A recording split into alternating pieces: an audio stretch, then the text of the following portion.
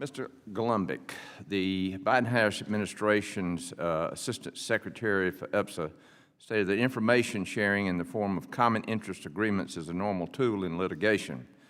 In December of 2024, a DOL spokesperson said that EBSA had entered into 9 common interest agreements since 2022.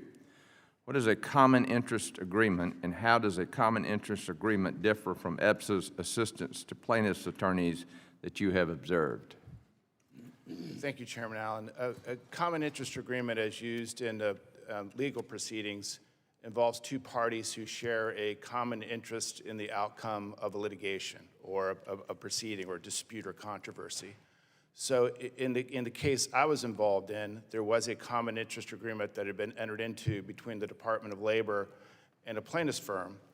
But as we found out in the lawsuit, the department had not yet reached a decision about whether there was merits to the underlying investigation, whether it actually wanted to bring an action against the target in question.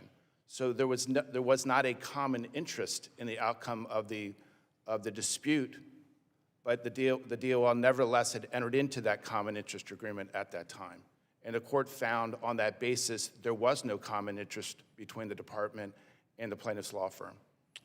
I understand that you were the attorney who first discovered that the Department of Labor was secretly sharing investigation information with a plaintiff's law firm known for class action lawsuits against employee benefit plan sponsors. Can you share how you learned this? Yes. At one point in the proceeding, we had produced in discovery a copy of a findings letter from the Department of Labor indicating their preliminary findings with respect to an investigation of the transaction that was subject to that litigation. The department in that same findings letter had issued preliminary findings with respect to other unrelated investigations. So when we produced a copy to the plaintiff's firm, we produced a redacted copy, redacting the names of these other investigations. The plaintiff's firm pushed back for months, said that they needed an unredacted copy.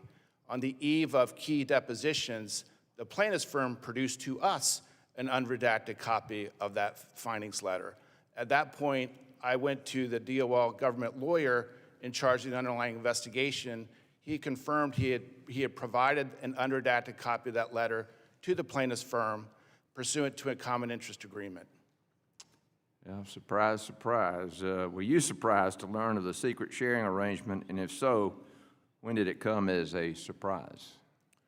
Well, we always had a suspicion, Chairman Allen, that this practice was occurring because it was too coincidental.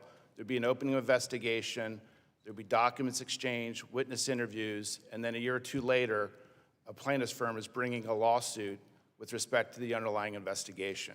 But this was an instance where we had concrete proof that this type of sharing arrangement was occurring between the government and a class action law firm. And when you found out about this, you brought it to the court's attention. As a result, the magistrate judge stated the plaintiff's arrangement with the DOL has given plaintiffs access to information they can leverage, use to take shortcuts, and rely upon to circumvent discovery protocols. Could you tell us more about how the court viewed the arrangement? Yeah, I think the court was very disturbed that you had a litigation in the shadows with the government supplying information to the plaintiff's bar, and it really can create a uneven playing field. You have a plaintiff's firm who's getting information they otherwise could not get at the outset of a lawsuit, and it maximizes their ability to get beyond what we would call a motion to dismiss, an early stage dismissal of a case. As the Supreme Court's recognized, the decks then are stacked against defendants, regardless of the underlying merits, given the crushing burden and cost of discovery. And so it creates an uneven playing field, and the magistrate was concerned about that. How could a plaintiff's law firm circumvent discovery rules by using a secret sharing arrangement with DOL without consequences? I mean, obviously lawyers have peer reviews and that sort of things. I mean, this sounds like it's really outside the the standard of practice. Could you comment on that? Yeah, well, it gets to the very heart of the bill that we're talking about today, transparency. So in the lawsuit I was involved in, we did not know that there was a common interest agreement between the government and the plaintiff's firm. We did not know that the government was sharing key information with the plaintiff's firm. So in the absence of that, we had no way of utilizing our own discovery tools to subpoena the government for emails, the information that they shared, all the things that we did when we found that out in the lawsuit that I was involved in. All right, thank you. All right.